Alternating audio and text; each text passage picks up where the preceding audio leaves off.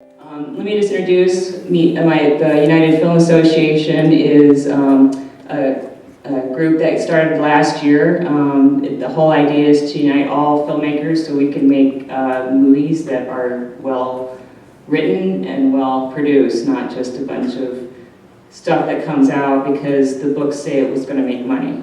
So, and it's to get people together and, you know, like if someone has a project and need help, we're also starting a filmmakers exchange program. So we're doing a lot of new things that we hope to bring the world community of filmmakers together, not just us in town or in the U.S. So, Debbie, you're up next. So, okay. And I have cameras going, and this one right here, if you have a question or comment, I'm going to have you speak to that camera because this will, a copy of this will go to the governor just so she knows what's going on. Yeah, originally we were supposed to have a meeting with the governor in October, but when she found out it was for the Film Association, for the film community, she said no. And there's one reason: tax incentives. So, let me tell you what I know. I work for Zoni.com, Arizona Film and Production Resources and Referral. It's a community service for the state of Arizona. It's been around for almost a decade, actually over a decade. I've been in Arizona since the 1970s, and I've been working in the industry since the 1970s. So I got an opportunity to really see what's going on in our state. And unfortunately, we have two problems. One is outsourcing work, and the other one is our immigration law. Tax incentives were great in 2009. They actually were bringing money into the state, from what I understand. It was a good way to bring back the John Wayne days of filmmaking and get everybody out here. But they come out here for line of sight, and because we're non-union, it's much cheaper to film here in a non-union state than it is somewhere else. Let's see. In 2009, most of the states, I think there's 40 states that are doing tax incentives. They had, Michigan was doing a 42% tax break. So if you spent over $60,000, they would, based on how much you spent, if you spent $20 million, you got a 42% tax break. Now, who pays for that? Taxpayers, right? So, when the state's in trouble, you want to make sure that you don't put yourself in a bad position. And in my opinion right now, tax incentives aren't going to help.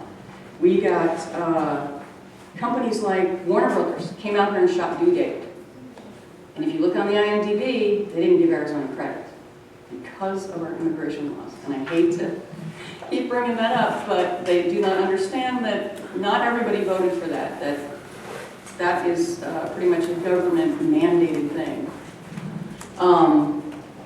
What we want to do is start looking at domestic incentives. There's a company here in Arizona that just opened up about 6 months ago, and what they're doing is they're offering local businesses a 60-second commercial for $1,000. Now, how much money is this guy making? A lot, because everybody's going to him. $1,000 for a 60-second commercial, high quality, high def, HD, the whole bit. So we need to find other things to give people other than just tax incentives. New York, In the Black Studios came out here for 7 months to film 2 years ago, which means they were basically residents of Arizona. So they bought groceries, they enjoyed our nightlife, had their kids in the schools for a while, rented homes. They need to have incentives in those areas too, not just tax incentives, because it's not going to do it. And with the immigration laws, we're kind of hung. At least that's the way I see it. The people that contact me from all over the world. Africa, Florida, England, and they want to come out here for two reasons. Because we're non-union and because they want to see the background of Arizona. They want to see those Monument Valley and the Grand Canyon. Now with CGI, you can make that without even having to be here, which is why they did 910 to Yuma, Cowboys and Aliens, and they didn't have to come to Arizona to do it. And the stories are all about Arizona. So we need to figure out another way bump things up a bit and make us look a little better than we do right now, which is why we wanted to get you here, because we want to hear what you have to say. What are your ideas? All right, so we can handle this together. Can you wait till after we're finished? Okay. We want to hear from Mike real quick, and then we're going to let you guys talk, okay? And so now it's your turn. Hello. Mike Ataro with the Arizona Film and Media Coalition. Right. Thank you. Actually, I've got to kind of move back over to the podium here. Go ahead. That way you don't have to see my face kind of, with words written across it. Okay, so basically, yeah, there's our Film Media Coalition. Who are we? Well, we're an association of associations, essentially. We are the people that put together the original film package and have been lobbying ever since for upgrades, fixes, and name it. In 2009, we knew it was going to expire in 2010, because unfortunately it had a sunset added to it. There were a couple of things that were added to the original program that people probably should be aware of. That when it was written, a lot of the stuff we didn't anticipate. We didn't know that there was going to be a cap. And this cap has created nothing but problems for us for the last 5 years. That cap was added at the last minute in the Senate as it was going in for the final vote by then State Senator Gabrielle Giffords, who said, if this proves to be something, what she was trying to prevent is another alt fuels fiasco, if anyone remembers what alt fuels was about, where the state just shelled out money for nothing, there were so many ways around it. So they were skeptical of anything that would possibly cost the state money. And she said, when she put it on, I'd like to have a cap on there. I will be the first one to say, remove this cap if it proves to be a problem. The next year, she ran for the House, and, we didn't see her again. So that's why the cap existed. It wasn't written for a cap, so we scrambled around to try to fix things to make it work with this capped program. That was kind of a disaster. In 2009, we knew it was going to end in 2010. So we essentially resurrected the bill, made a few changes, added some stuff that made it work much more effectively, and presented it to the legislature. That bill went through the House, started with the House, went through there fine, no problem, made it through everything, went over to the Senate, and went through there. So the Senate passed it, had to go back to the House for final approval, and all it had to do was go to the floor for the final vote. Legislature was winding down. We kept saying, okay, when is this going to get on the agenda? When is this going to get on the agenda? Well, Representative Kirk Adams, who was the Speaker of the House at the time, decided he didn't like it. And he was, personal opinion here, he was a little bit angry at the time because his jobs bill had been shot down. And so, he was saying, all right, let's just, go home. Everybody, no reason to be around anymore. No real state business to be done. So the final day, we knew, final day, legislature's going to convene close after this. Why hasn't it been heard? Thanks to people like you, everyone in the industry, they started calling him and called his office, called the House, called everybody, and said, please put this on, please put this on. When I talked to his secretary about, I guess it was about 9 o'clock in the morning, she said, this is just ridiculous. I mean, the switchboard is swamped. All my people are now answering the phone. I'll go ahead and add this. And I said, I want to make sure he understands. Oh, yes. Believe me, he knows. Believe me, he knows. So, legislature went into session, and they closed without putting it on the agenda. Now, essentially, one man killed the bill. And we knew we had the votes. We had the votes in both House and Senate for it to pass with no problem. But he didn't put it on the agenda, therefore it didn't go. Okay. Legally said, I didn't know that you guys wanted this. Nobody told me. Other the legislators had called him. Senators had called him. Representatives had called him. So he knew. Anyway, come last year, it was expiring. We knew it was going to go away last December. So what happened? Essentially, different tax, same problem. went through the Senate, started in the Senate, passed, no problem, went over to the House. We knew, where people stood. We had done vote counts. We talked to people, we talked to the representatives, we talked to the senators. What do you see in this? What do you like about it? What do you not like about it? What can we do to fix it?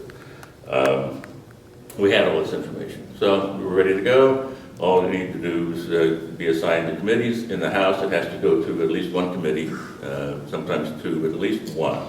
Well, automatically, because it was something that had anything to do with money, it went to the Ways and Means Committee. That was chaired by Jack Harper. And again, it waited until the last week to even go in, but which we could never quite understand why. When I went to Representative Harper's committee, we were waiting, when's it going to get on the agenda, when's it going to get on the agenda, we asked, no one ever had an answer. Finally, the legislature does not convene on Fridays. So Thursday, for the last week, he posted something saying that he thought this was not a good program. He was going to save the industry and save the representatives' time by not putting it on the agenda because, it was not going to go anywhere. When in fact, the only vote against it at that particular committee was Senator Harper, or Representative Harper. So he didn't hear it. If he didn't hear it, it has to go through a committee. We had 1 week to try to get it assigned to some committee somewhere.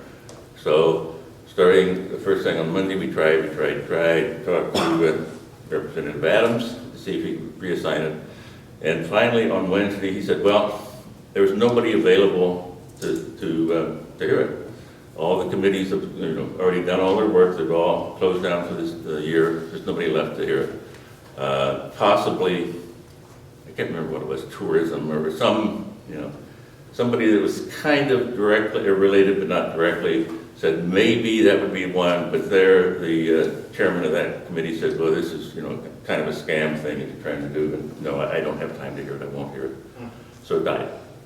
So essentially, in our representative democracy, your representatives, if they get a chance to vote on something, will vote. If they don't get a chance to vote, they don't. And that is controlled by one person always. It's either the chair or the speaker or the president of the Senate. Interesting little side note that one person, by their own opinion, can sidetrack anything. Especially in this case when we knew we had the votes. There was no question about having the votes.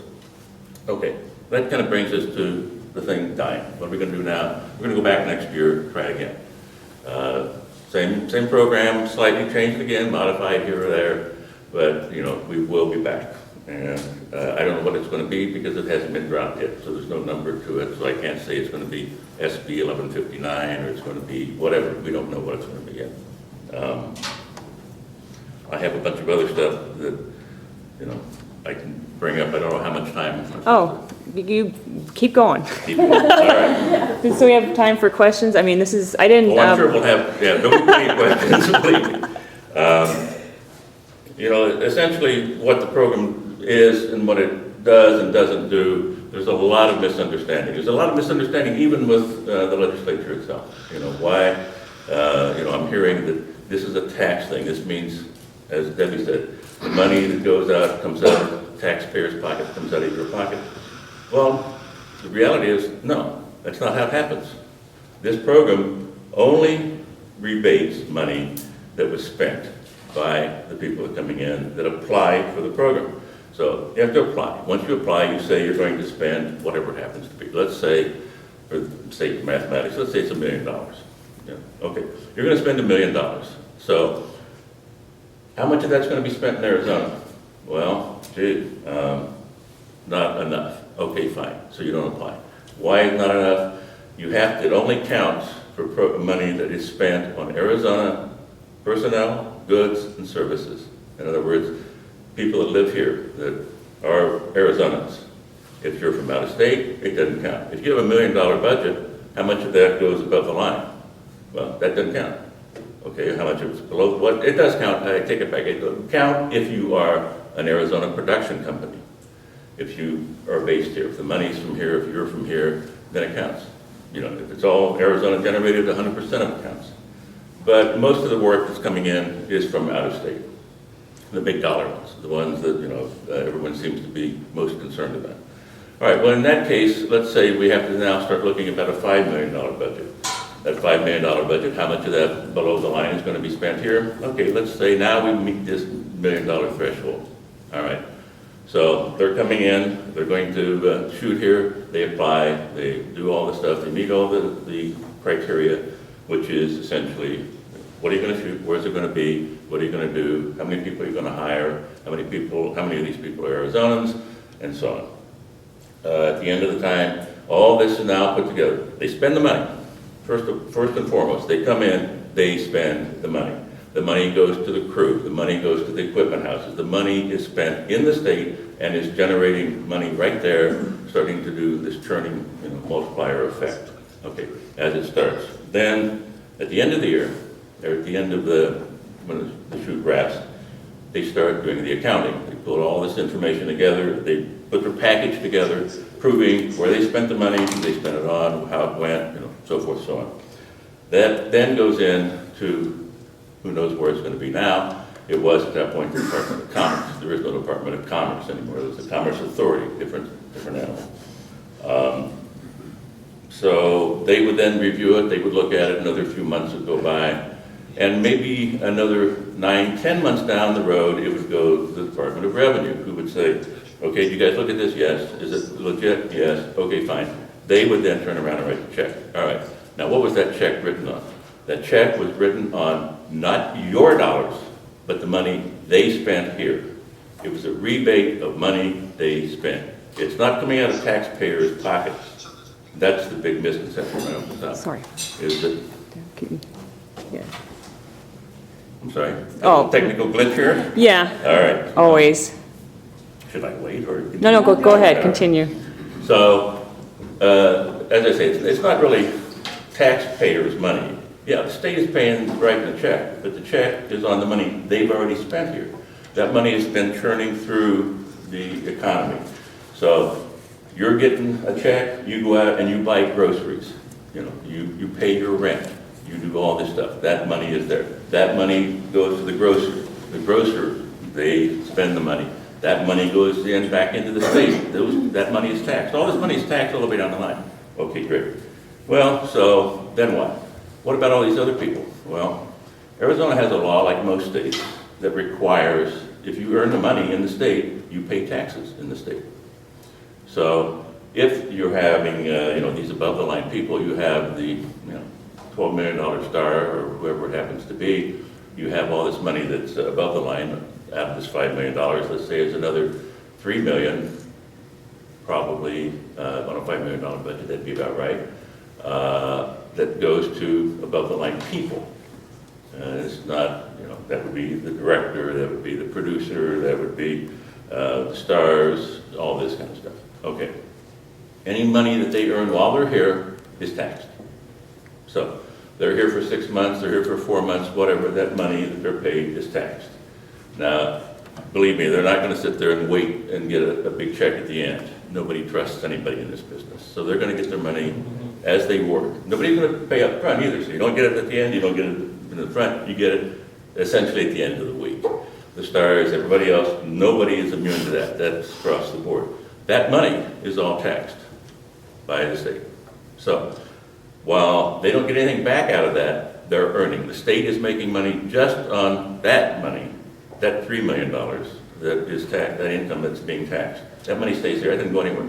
So that now kind of dilutes, if you will, the $1 million that's being rebated out of the money that's spent on other people, on the Arizona people. So, it kind of goes down. And at some point, you actually reach a level where, the state, even on the money they're rebating, comes back as an income to the state. It doesn't cost the state. The calculations on the new program, the one that doesn't seem to get any traction that we're talking about, has changed the percentage from 25% down to 20%. Ooh, gee, that's kind of bad, isn't it? Well, no, because other states are waking up to the fact that 25, 30% is unsustainable. They can't do it. That's a problem for them. We also used to have a rebate of any of the TPT tax, which is the essentially sales taxes. And that sales tax money amounts to about 8%. That was another, bump. So at one point, we had a 38% return to people. That was unsustainable. There was no way the state could do that without losing money. We knew that. Okay, we went back in, said, all right, we're going to get rid of that altogether. Because the headache on doing that was just immense. It sounded like a good idea. But you go to Home Depot and you buy something, all right? You present them with your little sales tax certificate, so you don't have to pay sales tax. Well, you don't have to pay state sales tax. You have to pay city sales tax. Okay, so you got to keep track of that. You have to pay any, county taxes, any other taxes that are on sales. All right, that's a problem. So it became a nightmare for the people that were trying to take advantage of it, the producers who were coming in to try to do something. It became a real nightmare to keep track of this. How much of this stuff was done, every receipt had to be accounted for, every receipt had to be proven.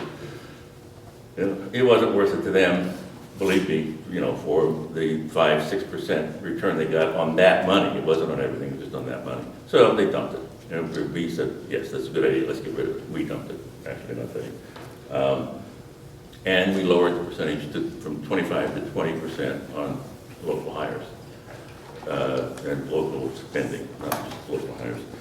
There was a bump added, a 5% bump for anybody who were shooting at a new facility, a new sound stage, which was yet to be built and still is yet to be built, as an incentive to try to get people to, in fact, build a sound stage. One of the biggest problems we have. We can bring people in, they can shoot, wonderful, great. You go around all the beautiful scenery of Arizona, perfect.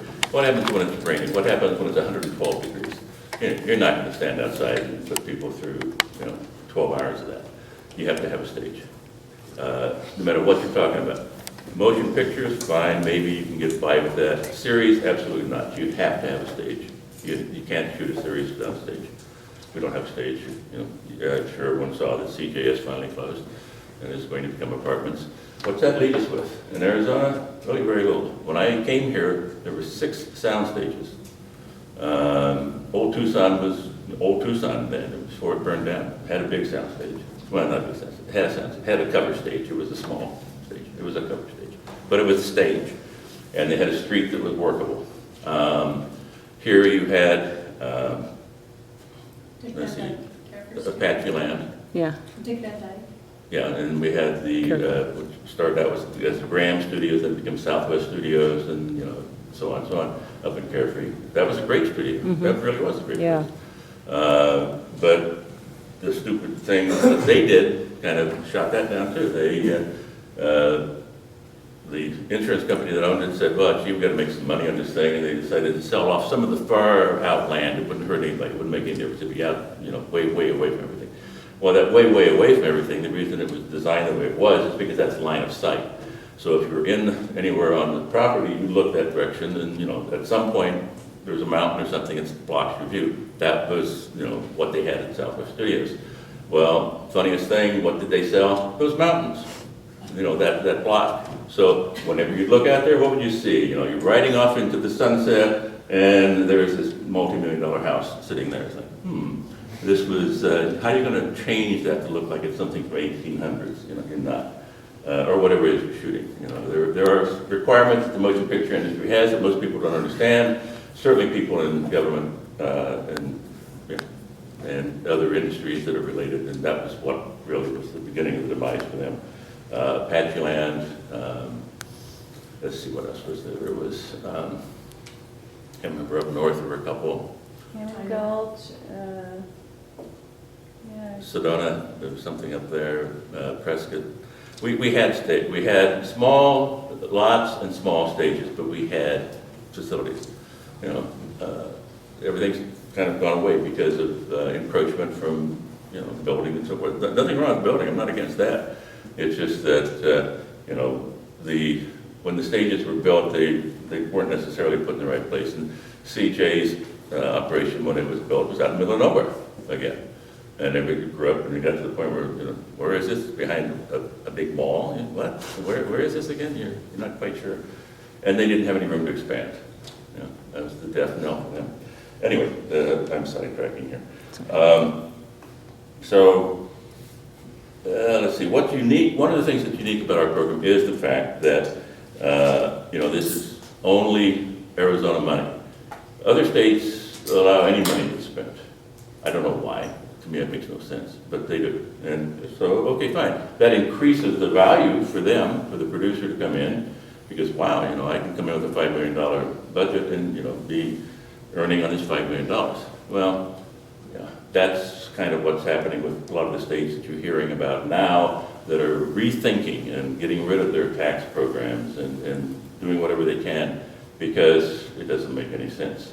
Ours was never that way. Ours was only on money that was spent here after the fact, after that money has stayed in the economy, was here generating additional money, then and only then was it rebated. And that's still the case. So it's not coming out of the taxpayers' pockets directly. It's coming out of the Treasury, yes, but it's only coming out of the Treasury on money that would never have been spent here if it weren't for that program. So, to say that it's costing money is really the wrong way of approaching this. It's what is it costing the state?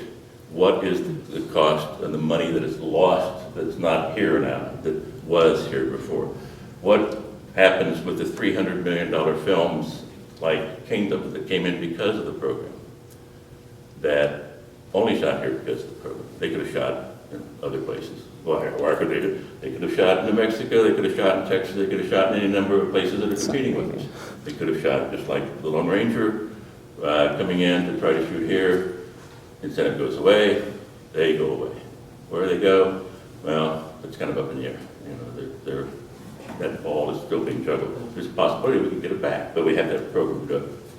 Anyway, that $300 million that was going to be spent here wasn't spent here. It's not, boy, the state saved all that money in taxpayers' money that's going to go back to those people after spending $300 million. By gosh, that's a good deal for the state.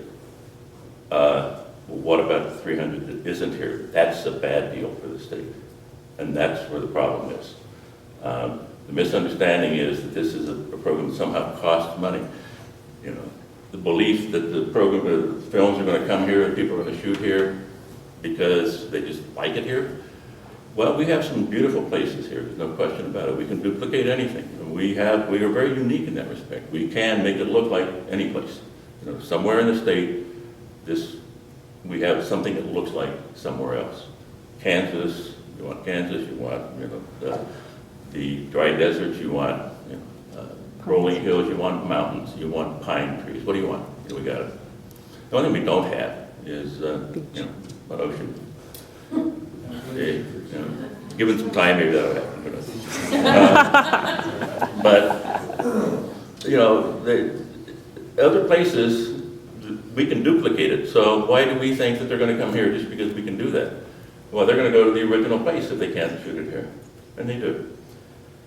Bottom line is these people are business people that make movies. You hear legislators and people like Senator Harper or Representative Harper, I don't know why I keep promoting him, Representative Harper saying, the Hollywood fat cats are the ones who benefit.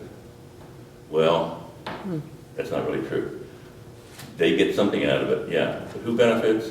The state of Arizona benefits, not Hollywood. We're not pandering, as he likes to think we are, to bring these people in. It's a strong business decision based on business practices, and we know what those are. This thing was written for business people. It's not written, just to attract anyone like a lot of the states, their programs are. This program encourages investment in Arizona by saying, you want more money, you want to get more out of this thing, locate here. If you are, in fact, a legitimate Arizona business, that money now is all of a sudden something that qualifies for the rebate. Not a bad deal. What we're trying to do is get, commitments from people that aren't going to just come in, shoot, and take off. Okay, yeah, that's good money, that's good pocket money, but that's not what we want. We want to rebuild the industry. We want to build an industry that was really what started here as the location, the remote location. Hollywood, fine. Yeah, you could go out and drift the park, where you had to go out for something, you could go away. But if you really wanted to go to a remote location, you started coming over here. Arizona has a history that goes back almost as long as the industry itself. You know, we are definitely one of the first locations. I think there's a debate on when the first documented film was shot here, either 1907 or maybe it was, 1911. But very, very, very long time ago. And since then, the industry's built up until about 1970 something or another, and then it kind of got flat, and ever since then it's been downhill. Why has it been downhill? Well, a lot of it's apathy. A lot of it is that we haven't done anything to support it. And as an industry, we have not been organized or united in any way. They don't know who we are. They literally do not know who we are. You go over and talk to the legislature. Hi, I represent, AFMC. Okay, who's AFMC? Arizona Film Media Coalition. Okay, who's Arizona Film Media Coalition? We don't have any presence at all. They've heard of a lot of the organizations involved. They've heard of the unions. Oh yeah, well there's the unions. But to this legislature, that's not a positive. So what do? AFMC. We are there to represent the industry. We have for the last 5 years, as I say. Unfortunately, I was one of the people that literally wrote the original bill. It was, presented. The way that the whole thing works is you come up with an idea. Either the legislature or the legislator proposes it, comes up with the idea, and then goes out and says, well, this is what we're going to do, and writes the thing and goes through the process. Or, as is the case with the majority of stuff, the stakeholders, the people that would be affected by the new legislation, are asked, what do you think? What do you want to do here? In this case, it was kind of a mutual agreement with Senator Helen from Tucson. She had introduced the first bill. So we worked with her to write this thing, and what did we want in it? We made a big long list of things. She added stuff, we added, there was a whole variety of things. And then we talked to the people that wrote the actual language, the legal language from the state, and they kind of changed things and made it work, and supposedly made it work. But there were some issues or areas in it that were questionable. What about this or that? How does this work? Who administers it? How does this all come down? The answer is, and it's still the answer with the legislature or any legislature, don't worry about the details, that will be worked out. Those kind of things, that's what these people are paid to do, that they'll work it out, they'll come up with the right answer for it. Well, in this case, somewhere down the line, something short-circuited somewhere, and the Department of Commerce got the message that this was not something that we wanted to do. And so when they wrote the language, it became, pretty much, you go to the corner, you turn right, you go down 3 blocks, you turn right, come back a block, turn right, go down 2 more blocks, turn left, come down 2 blocks, turn right, come back 2 blocks. What's that take you? It takes you back to where you started. And in doing all this, come up with new answers, give me more stuff, give me more stuff, give me more stuff. It was a nightmare. So we spent we spent 4 years after that trying to fix those things. We've done all that. So, as I say, this will encourage investment in Arizona. This will encourage investment in the infrastructure.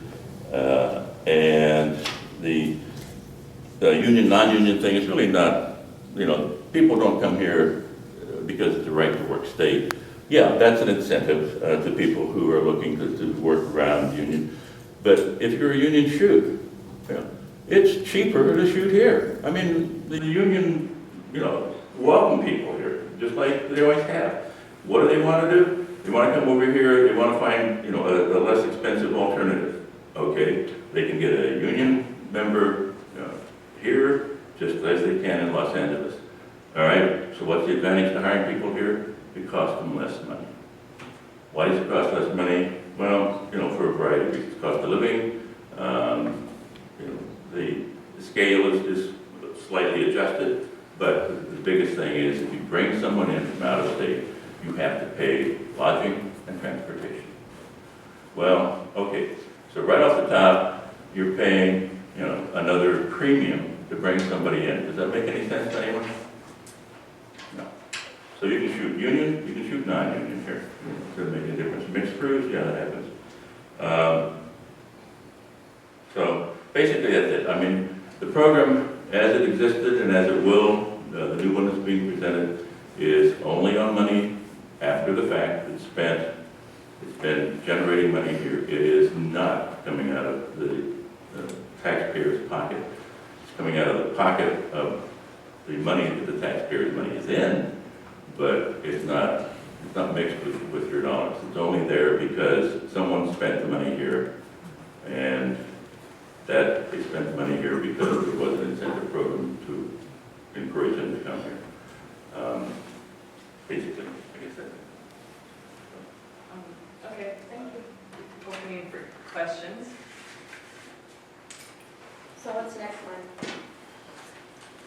Mike, what's next? What are we gonna do next? I mean, what are we gonna do now? Or what's the plan for this new year? Well, all right, AFMC, we're prepared to, once again, lead into the breach. We've been talking to Senator Nelson, who will once again carry the bill for us, and making a few modifications and changes, slight changes. There are a few things that I would like to see done differently personally, but that kind of looks to be a dead issue because it entails what would be considered a major change in the program. That being essentially that it states in there to be established a state film office to handle the marketing and administration of the program. That's simple language, but what's that mean? Who's going to pay for it? Where's that money coming from? We're talking about money again.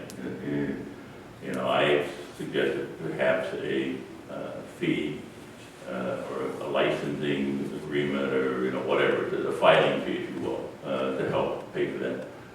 So I don't know if that will happen, but now kind of walking the halls and making phone calls and so forth down at the legislature, and whatever time I have left for my own life, it's good for me.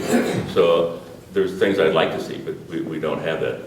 We also need communications. We need an industry spokesperson. We need someone to channel information through to get the word out so that the media does know who we are, so that when we go in and we talk to people, it's not who are you and why are you here. Every time we talk to someone, it's brand new. They all kind of look at you like, okay, and you talk to them about what it is, the history of the business in the state, how much it's actually generated, how many hundreds and hundreds of millions of dollars have been poured into this state because of the motion picture business is incredible, but they don't know that. They hear that, there's a film here or there, and then you have people like the Goldwater Institute who, creates a video that essentially says, the industry is Piranha and Jake's Corner, and makes both of them look like, the low forms of life in the world.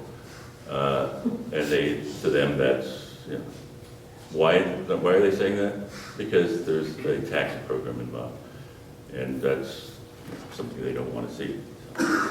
Now, if it didn't have that, maybe they'd be doing videos praising the business. I don't know. So. Well, now, I don't know if now this has nothing to do with the tax incentive, but I heard that they actually did a state advertisement, and they hired someone out of town to do it, not locals, to do our own commercial for the. So would the having a spokesperson, would that help that situation? Well, to that issue, I'm not sure that actually came down. It's a rumor, I don't know how. Yeah. I know the state, the lottery, any of the state businesses that do television are under a great deal of pressure to not take it out of state. You actually have to say how much, who you're going to hire here, and you can't dictate to someone. That's illegal. You can't sit there and say this is what you're going to do, and expect them to then make a bid on doing it that way. if you just say, here's money, go spend it, that's something else. But that's not the way it's done. It's a bid process.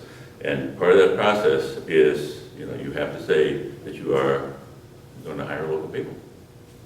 And there's a lot of pressure. The caveat on that, though, is that if you have a unique circumstance or a reason that you can't, then of course, if you explain that, you can kind of get a waiver, if you will, on doing that. I know there's the rumor about a new lottery spot that was shot out of state. I've looked into that, and at this point, I have been told that it's not the case. But, and I would tend to believe that, because believe me, they are very cognizant of that. I personally do a lot of lottery spots. Yeah.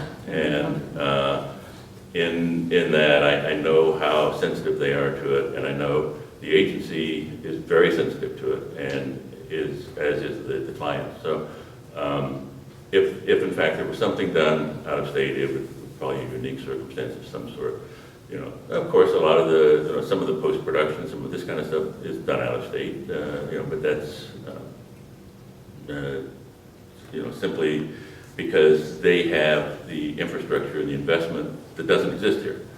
But more and more of it is done here. I mean, a lot of the CG and the special effects stuff is all starting to happen in state. But, the incentives going away and the infrastructure incentives going away, what's in it for someone to spend that kind of money? Not much. But if we had a spokesperson, yes, absolutely. Okay. They would be the one that would then be able to be the one that you go to for the answer. Okay, I hear this. Is this true? Yes, no. Well, here's the fact check, if you will. And, yes, this is the case, or no, this is not the case. And, we need that. We really need it that way. Yes. Hi, thank you for taking the question. I've got a workshop to go to, so I'm Oh, going to excuse myself in a sorry. minute. But as a native Texan, and you have been around for a long time, and I understand that you're really wise, and you probably already processed this, but in Texas, there's a huge film commission, and they do great work. It's not all, like you mentioned previously, like the Phoenix Film Office and this other hodgepodge of stuff that I can't even really figure out around here. But they are a huge proactive body, and not only do they bring film in, but they encourage independent film, which is synergistic to improving the quality of people that are here, there, actually. And I just wondered, have you looked at that and tried to duplicate or tried to get the government to duplicate it here, since it's working well? And it's not something that's every year on the chopping block, are we going to have it the next year? It's just a continuum, and the Hollywood community is confident in that. I just wonder. Can I say something real quick? Yes. I was doing some research on Texas, and they were kind of upset because I think it was 2010, Whip It was shot. And it was shot in Michigan because Michigan offered a higher rate of tax incentives than Texas did. So now Texas is, gung-ho going after it. But unless we actually do something like that, we're going to have the same problem. The state is $2 billion in debt. So they were going to try to pick up money anywhere we can. So it's like putting lipstick on a pig.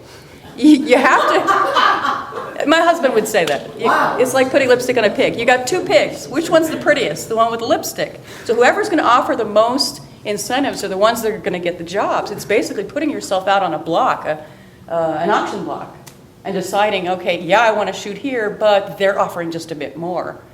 Even when you're talking about Hollywood, the aspect of Texas that encourages independent filmmakers, grows the actors, it grows everything. That's what we need here. We need some way to get everybody together, even the studios, to offer things that they wouldn't normally do. Now, I've contacted Intel, Adobe, Panavision, Canon, and about 14 other companies to try to come into Arizona and give us money, help us out, and kind of unite us, because without money, we can't do that either.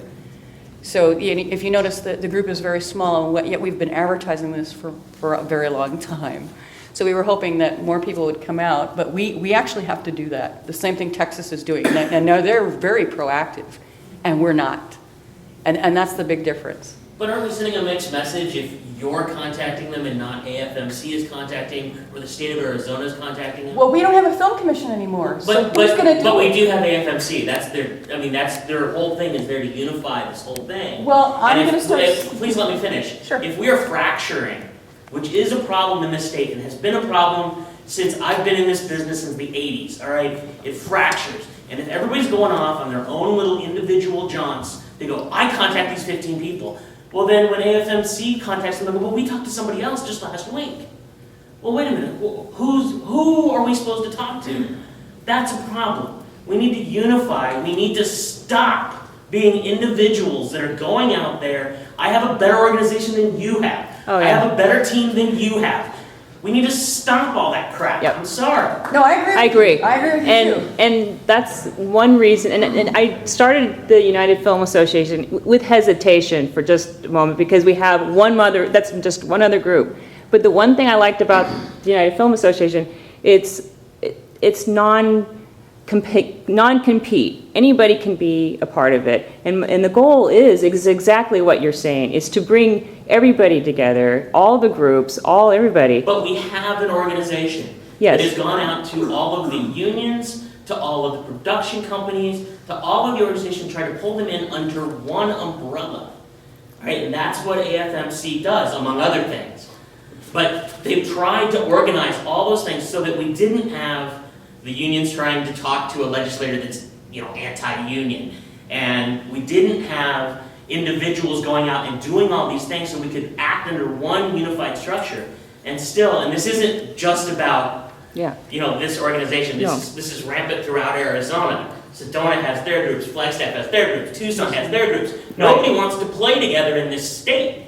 That's right. And we have caused the problem ourselves. This is not about the state's not helping us. This is not about, they're not giving us a tax incentive. They're not doing this. We have caused the problem ourselves. When New Mexico has this problem, every year when it goes before, they put thousands of people on the state capitol lawn, and the legislatures have to listen.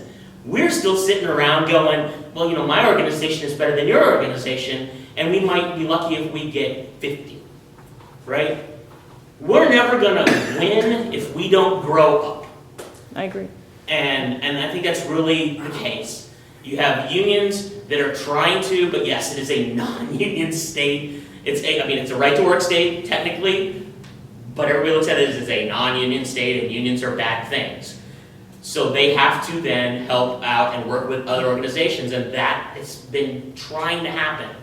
But then we get all these fractured groups, usually regional, that are trying to do their own thing too. They don't want to work with the organization that's already in place. They don't want to work within the system. They think they can go out and get 1,000 people to do it. And 1,000 people is great, but 1,000 people ain't going to do squat.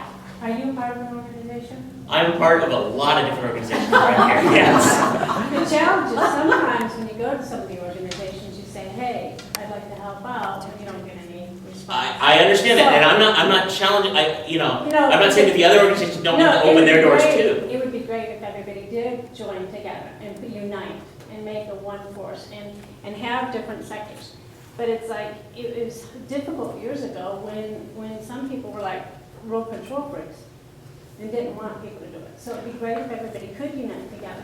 Well, yeah, it's like United, the AF, or IF, what is it, IF?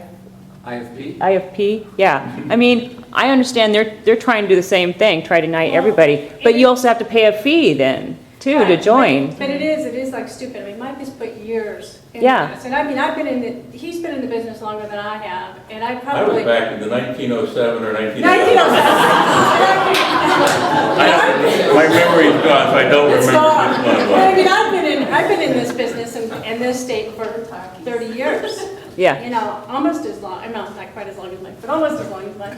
And I'm sure there's probably a few other ones around here. And it's like, and I don't work in the film side of things usually. I do an occasional 4-day movie or something that comes in, but most of my work is the commercial work. And I do usually, I did most of the highest dollar jobs that came into the state. And I've had to go off on my own. I mean, I spend thousands of dollars a year marketing. And when I get a job, it's not just me who gets that job, it's 50 other people that get a job. off of doing a Simply Orange commercial or a Coke commercial or something else. It is hard and it is frustrating. There are times when I've thrown my hands up in the air and said, you know, I'm just going to go do my own thing. And like I said, I spend thousands of dollars in marketing, you know, between databases and this and that. So if there's a way that we can join forces with you, Mike, you know, everybody, Yes. and help out, I mean, that would be the greatest thing.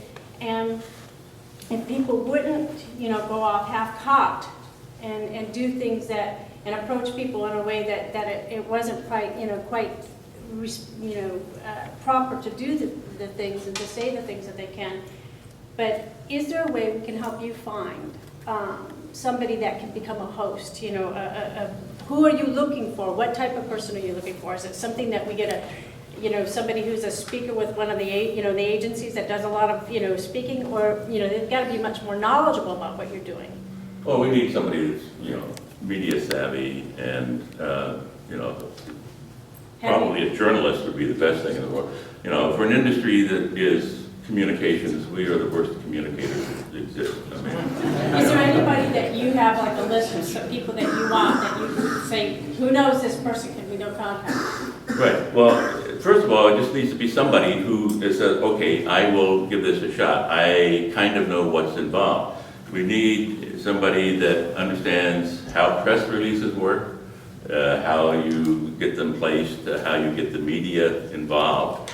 And then beyond that, we have a ton of information that we are planning to present to this next legislature of facts and figures, all of which kind of support what we're saying. I mean, this is not theoretical things here. We're not saying, if this happens, probably this will happen. We were saying, this happened, and these are the tangible results of that.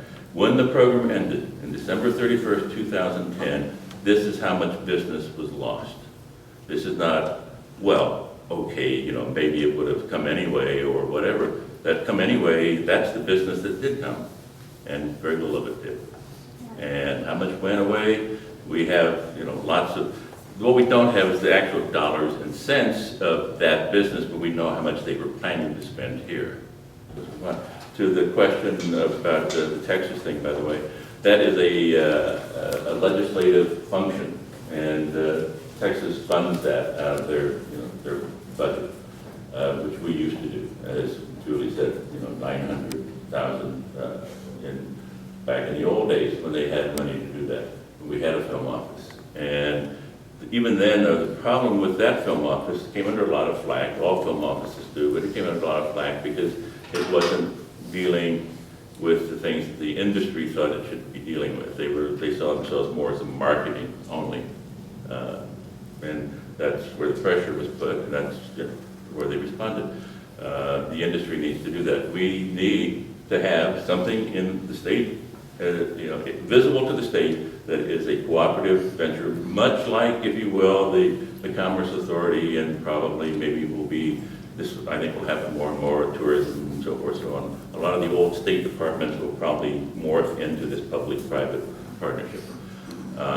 We need to have something that is an industry representative, a state representative, and a third bipartisan, non-involved manager or director that are paid.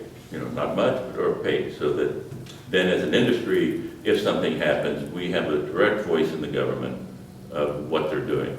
Why are they doing it this way? This is a stupid move because, oh, I didn't know that. Okay. Then they can make at least an informed decision. We don't have that. Some states do. I don't know if Texas does or not, but Texas, has done a lot to generate motion picture production over the years, and really have been wise to it and have realized the potential. We know the potential, we're not wise to it, and we have not fostered it and protected it. And so a lot of what's happening there is thanks to us, fortunately, for that. Yeah, oh, yeah, you had a question in the back. Stand up, please. Just wondering, why not change the semantics of it instead of a tax incentive, call it a rebate? It seems Well, we like are. that's a different, okay, but everybody seems to dwell on the incentive vocabulary of it instead of saying we want it's a rebate and basically a jobs bill. Right, and that's the way it is approached. Absolutely. This 1159 had that. This new one will probably be more likely titled exactly that, you know, a jobs creation bill that's funded by tax rebates. It used to be that the rebate issue was one of the big things in this, the big changes, because before it was a tax credit, which it still is, but technically what happened is those credits were issued, people could sell them, buy and sell them, do whatever they wanted to with them. You know, okay, that was in itself a clumsy thing that happened, and you know, we've learned from that. Rebate's very simple.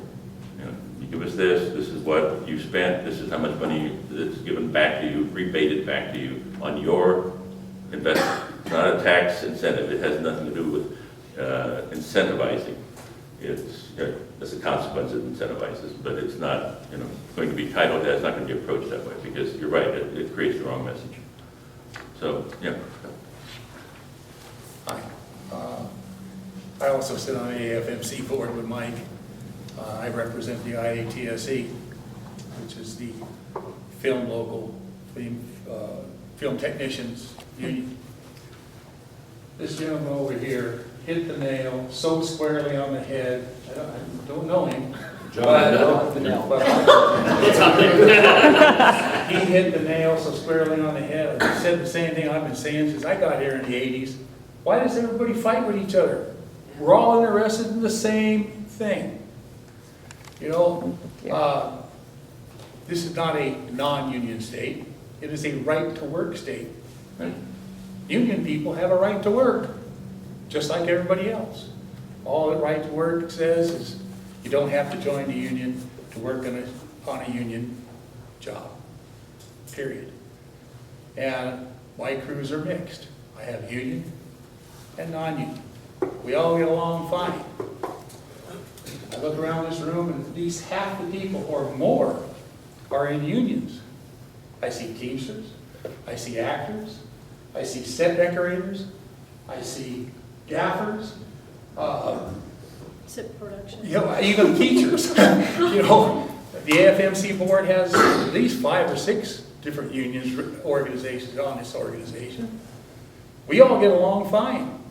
You know, the thing is if we don't start working together, and it may be too late to save this state, I hate to say it, because twice this bill has been shot down. If it doesn't get passed the next time, it's 3 strikes.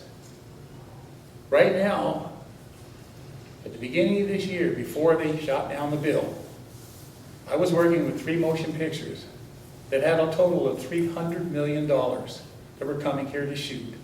The day they shot the bill down, they all packed up and left. One's in Utah, 2 are in New Mexico. The one that went to New Mexico, one of them, has had some issues, and they've ceased their working. It's called the Lone Ranger with Donnie Jen. It has $240 million. They are now looking back here. Union just If we get our tax incentives back, because this is where they wanted to shoot originally. These people were going to come in here and completely rebuild Mescal. Completely rebuild it. A brand new, modern, Western town that can be used for not only Westerns, but commercials and other things. And, you know, the best way to bring money into the state, I'm sorry to say, and people will disagree with me, is to attract union business, because they have the budgets. Anybody who goes out and makes a commercial for $1,000, I don't care if it's in high def, you go buy yourself a video camera and make a $1,000 commercial, it's got about as much production value as this wall. So, you know, it's not gonna, that's not good, that's not the kind of business that we're interested. Not that we're not interested in that kind of business, but what we want as a group is to bring as much money into the state so that the state can finally say, hey, they're right, this is working. We're making money on the deal. Because they will. The way this bill is written, they will make money if they just give it a chance. But if you're going to kill the baby, if you're going to throw out the bathwater with the baby in it, you know, you're never going to get to the point where it can walk and then run. So that's all I can say. Yeah, okay. Oh, Good. hi, Andrew Franz. I'm a film student, actually. Yay. Everyone's been talking about like unifying and everything with all these like different companies and commissions.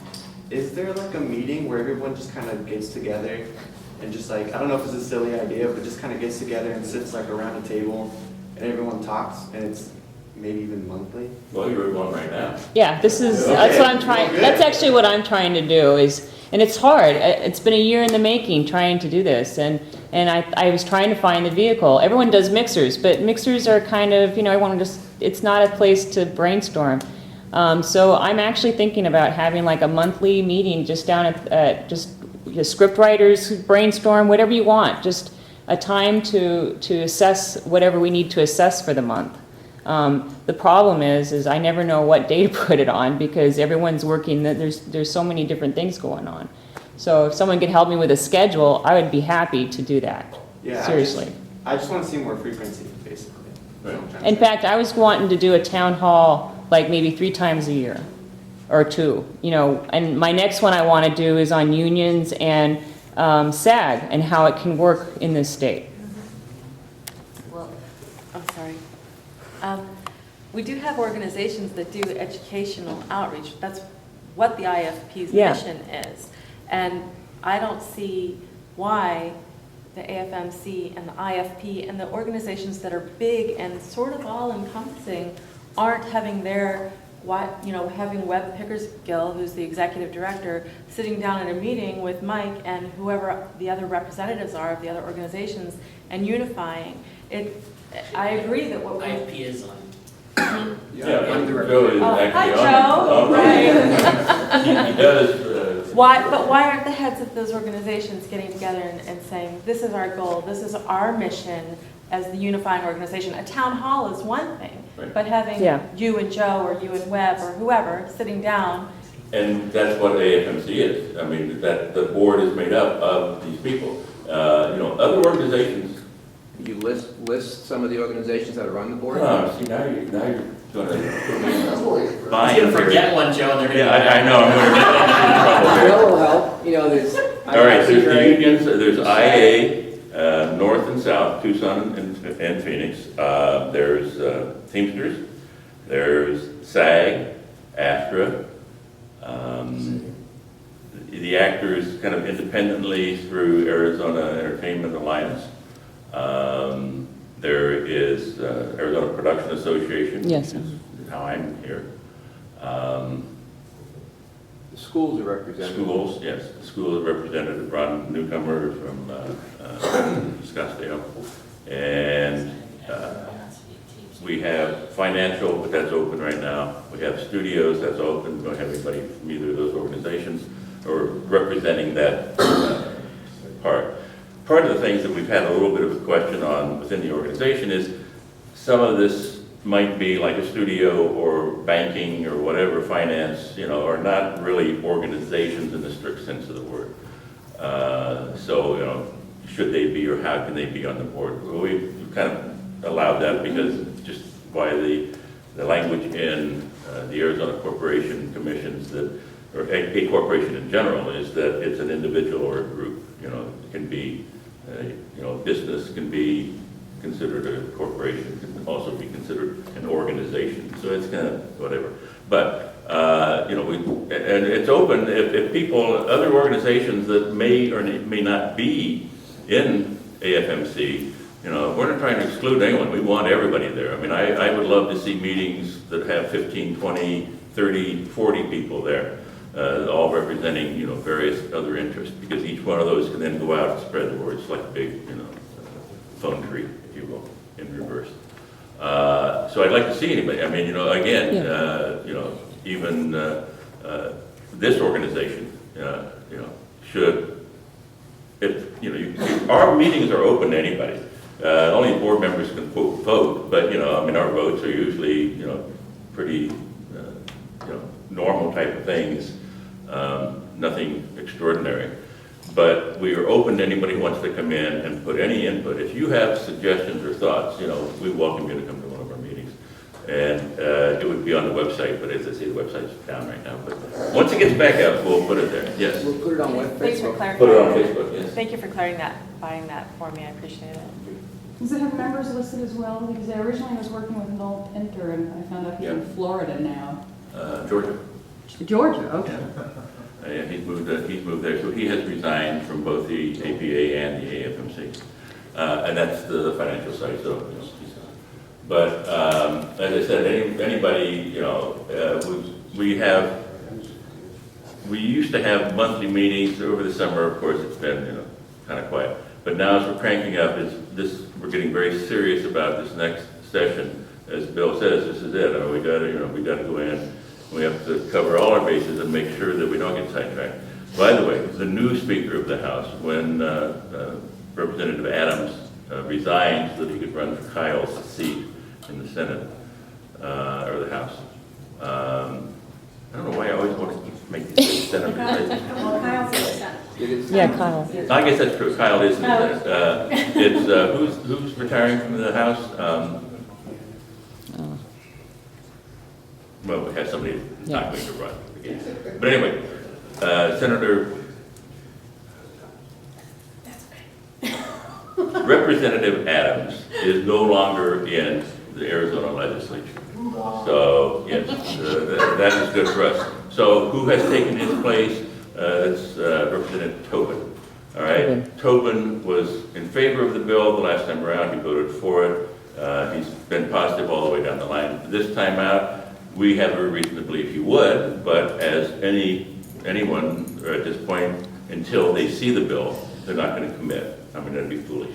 I'm in favor of this. I don't care what it says. I'm going to do it. You know, whatever. Of course not. You know. So, but he is represented he has represented the industry himself through some of his constituents positively, and we have every reason to believe that we won't get hung up there. We may still get sabotaged. We know we're going to be probably attacked from people who don't like the idea of doing anything. Helping anyone do anything, you know. The haters. The haters. Yes, so that'll happen, but, will they get to the right people? We don't know. We hope not. But, again, that's where everyone comes in, because once the word gets out, we do start flooding everyone's inboxes with information about who to call and when to call. And these things aren't, when you get around to it, maybe next week, think about writing something and doing it. You have to do it right then. And the best thing is written. Phone calls are nice, but they just become a tally. Okay, there's 25 people here that say yes. Okay, good. Are in favor. Okay, what's that mean? It means 25 people. But you write something, either a letter or an email. You have stated, I'm in favor of it because.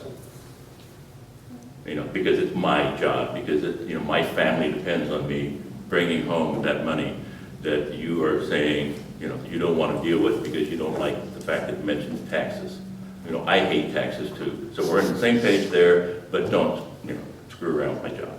So those kind of things have much more effect. What about, in terms of unifying from within to begin with, it seems like, as you were saying, it's somewhat difficult to figure out a good day each month or whatever for everybody to meet. And plus, if not that many people arrive except for just a few people from each organization, it doesn't help all that much either. So what if there was some kind of a monthly or quarterly newsletter or something that sort of got information from each organization as well as the overall message of, even little things like that. Okay, if you want to make a difference, then you need to write a letter, you need to do this, and make it as easy as possible for each I have done that in the past. organizations to get that same information. Yes, I will do that again this year as much as I can, is send out kind of updates to the community of, the way I see things, not necessarily the way it's going to be or the way it happens, the way I see them. Well, and I try to, with the organization, I try to keep someone online all the time. So like it's becoming a hotline now. And I will definitely keep up and post everything. And I've actually thought about having a calendar on that site so that people can check in on that as well. Because I thought that's been my struggle. I mean, even today there's a film challenge going on that I was even supposed to be on.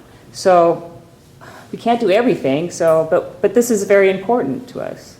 I think we just have to make a priority as a community to do something. And that's kind of what I'm trying to send the message out, is we need to make this a priority. Absolutely. What would be great too is if the databases between all the different organizations could kind of merge together in a way and make it so that everybody can get out. I mean, Communications person. yeah, communications. I mean, one of the best communication persons in our state, Shelley Hall. I find out about everything Oh, yeah. within minutes after it Absolutely. happens when it goes to the state. She's just built the city of Tucson, you know, it's like, Yep. they're on it. Yep. But, you know, that would be great, is if within the organizations, if all the different organizations, just like what we've had at the APA, where there's different category heads. You got the marketing, you've got the, you know, whatever it is, the fundraising, everybody does that. I think I have somebody for you for a spokesperson. Do you remember Mal Winges? He was a producer with CBS. He was on the film commission. He lives in Sedona. Right. He came here back when the soaps were doing the stuff in the 80s, and he now lives. I bet you we could get him to be a spokesperson for you. Is he a writer? I mean, He's, is he well, writer? he's a writer, he's a producer, but he's very knowledgeable on different things. He's continually trying to bring work in even for himself, but I think he would be willing. He financially can handle doing it, you know, himself. It's not like he's got to rely on funds to make a living and stuff anymore. He is retired, but he, I think, would be somebody, so I'll connect you up with him. Good. You know, And, we really need someone who can channel this stuff and can coordinate all these, websites and calendars and get the word out to, when there is going to be a meeting and who's going to have a meeting.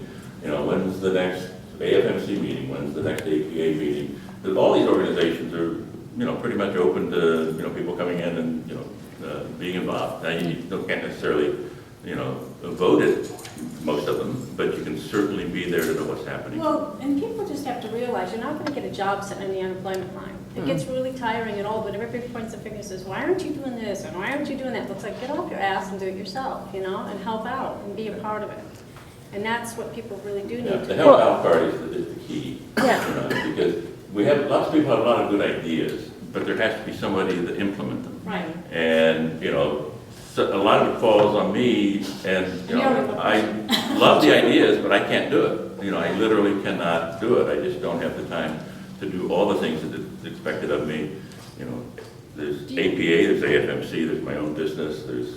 Do you guys have a media packet put together already with a good portion of information and stuff in it to be able to start, giving out to? It's in the process. We had one last year, and we will do again. We will publish, when we know the exact language of the new bill, we will be putting out another bullet point list. And that bullet point list essentially lists all of the positives about the bill. And it's written kind of in a question and answer format.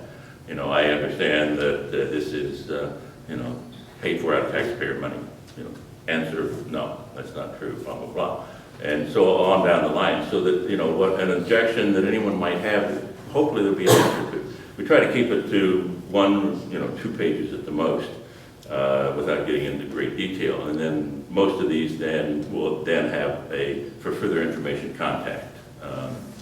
So that we will make sure that everyone gets that. I mean, that I'll split out in my little update too, yes.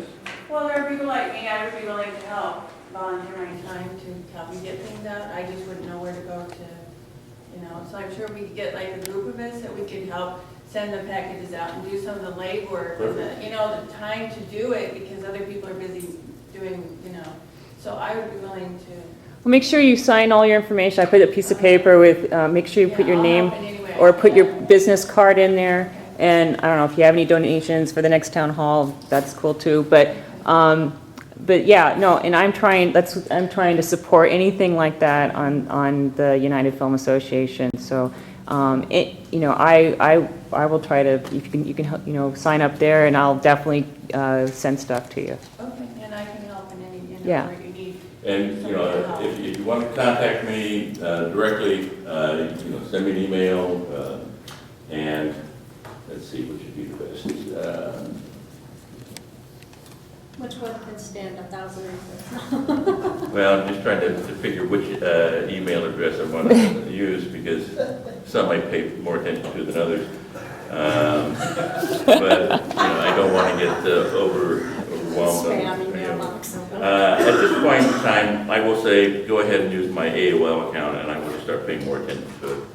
Because that's been around so long, for so many years, that it, 99% of it is just garbage. Not even spam, it's worse than that. It's like, what is this? But I will start paying attention. Just in any kind of subject line, just put media or AFMC or whatever you would like. And that's Cucharo, Kucharo @AOL.com.